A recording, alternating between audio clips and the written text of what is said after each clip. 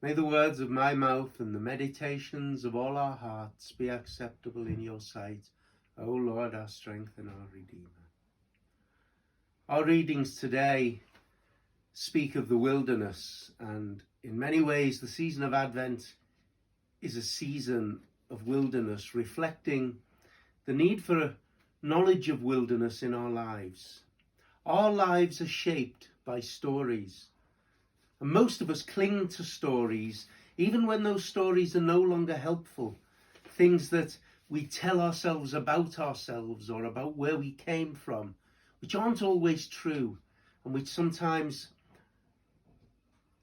despite the harm they cause, prevail in our understanding of the world and the way we see ourselves. We cling to our stories because any story is better than no story. And learning to release outdated stories, stories that no longer work for us, is the subject of today's gospel. John rails in the desert, "Prepare the way of the Lord." He wants to reorient our lives to the one who is more powerful than he, who is certainly more powerful than us. How is this to happen? How is our story to change?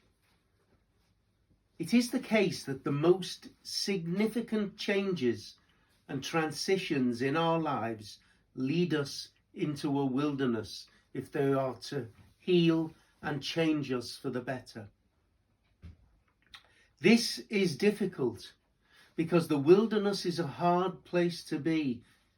After the Israelites left Egypt, they went to the wilderness. That was their preparation for the land of promise.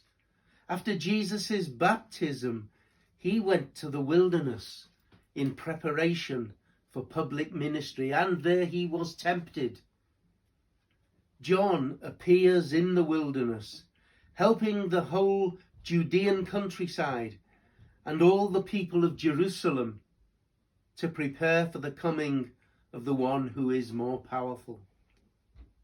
The wilderness purifies, it tests, it makes ready. It is a place that changes us for good or ill. It can break us, but we have to go through it if we are to have it make us. Time in the wilderness, it seems, is the norm for God's people. Wilderness time does not make the one who is more powerful show up. So just by going through seasons of discipline, that doesn't enable the Lord to come to us, but it ensures that when he does, we will be present and we will be ready to receive. We will have shown up. Now, the wilderness is not about geography. It's not about the outside of us. Being in a place that helps us experience wilderness is good. But it's not geography. It's about the geography within us, not that outside. It's not a place as such. It's an interior landscape with no hiding place, nowhere to run from ourselves, from God, and from ourselves before God. There are no illusions, no distractions. A wilderness experience strips us of all pretense. We cannot kid ourselves, or at least, if we do, we of most people are most to be pitied. And we are left to face up to ourselves by our wilderness experience, to examine our hearts and confess the truth about our lives. That's what Advent is all about, getting ready for the one who is coming, who is greater than us. This wilderness we speak about isn't so much a place of exile or of punishment. It's an opportunity. It's a place of self-discovery. We discover that we can no longer live by our own self-sufficiency. We need something else. It doesn't mean we are deficient or insufficient. It means there is more to life and more to us than our own abilities and capacities are currently able to give us. Much of our self-talk, our stories, however, convinces us that we are or we should be self-sufficient. The idol of this age, the God of this age, is the self, because I'm worth it. The wilderness will always prove that this is untrue. Let's be honest, daily life does. Daily life is a wilderness so often, and it proves that self-sufficiency, that I, me, and me again, does not work. Here, John is our guide. Called the forerunner of Christ, the voice crying out in the wilderness, prepare the way of the Lord, make his path straight. Clothed with camel's hair and a leather belt around his waist, eating locusts and honey. That's more than a description of his wardrobe and his diet. It reveals John's interior condition, a state of his heart. It shows him to be the one who has let go of all worldly pretense and preoccupation and accumulation of goods and belongings, the things we're all planning for Christmas.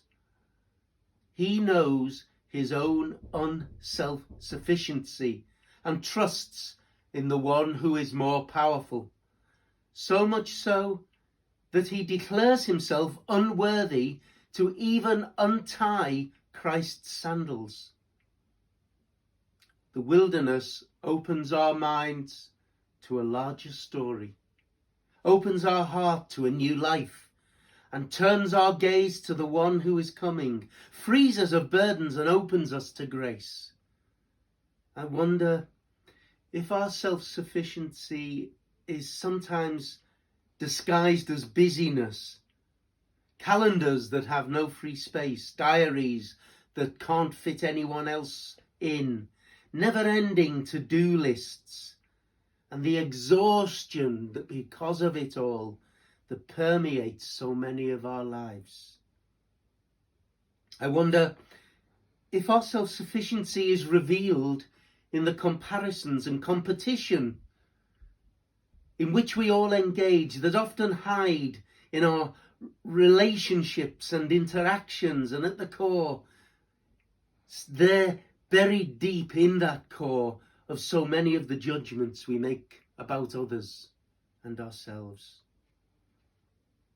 Is it in the unending search for approval and recognition and accomplishment? Do some of our fears and worries and anxieties and anger come when we think that self-sufficiency, the I'm all right, I'm okay, go away, is being threatened? The wilderness is the place where we discover we cannot succeed without God's aid, without Jesus, and that our best efforts will always be lacking. John calls us out into that wilderness now in this season of expectation and proclaims this message not to depress us, but to free us by purification into a life of grace. And what greater gift can there be than the one who is to come, the one who is greater than I? In the name of the Father and of the Son. Amen.